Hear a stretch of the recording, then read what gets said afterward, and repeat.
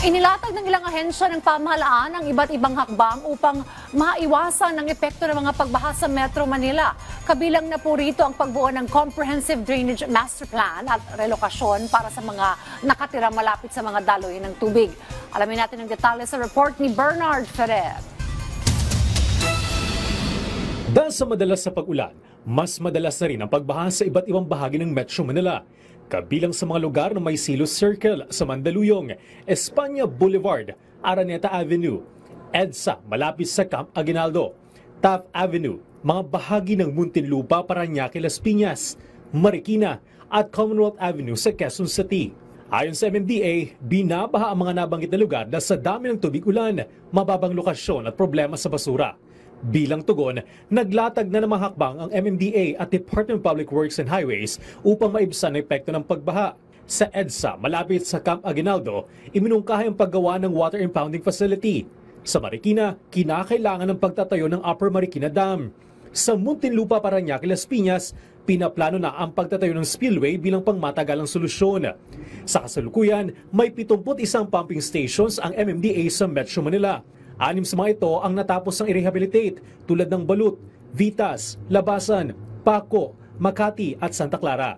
Patuloy ring isinasailalim sa rehabilitasyon ang 20 pumping stations habang 4 naman ang kasalukuyang ginagawa. Pag natapos ito, may expect po natin na kung hindi man completely mawala yung baha, ay hindi po tataas.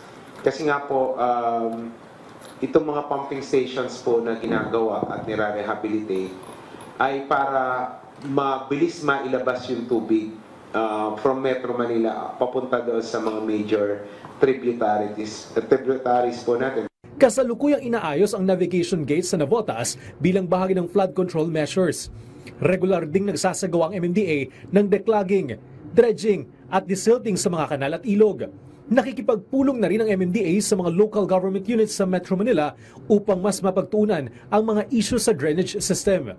Isa sa mga pangmatagalang solusyon na tinitingnan ng pamahalaan ay ang Comprehensive Drainage Master Plan at ang relokasyon ng mga residenteng naninirahan malapit sa mga daluyan ng tubig. Tiniyak ng MMDA ang kanilang kahandaan sa madalas sa pag-ulan at pagbaha sa Metro Manila. Handa naman po yung ating emergency team na mag-respond sa anumang malalim na pagbaha in case na kailangan po ng rescue ng ating mga kababayan. Ganon din po yung mga LGUs, nakahanda naman po. May enough equipment naman tayo to do that.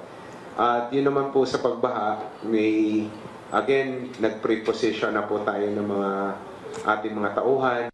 Muling nanawagan ng MMDA sa publiko na iwasan ang bastang pagtatapon ng basura at sumunod sa waste segregation upang maiwasan ang mas malalang pagbaha. Bernard Ferrer para sa Pambansang TV sa Bagong Pilipinas.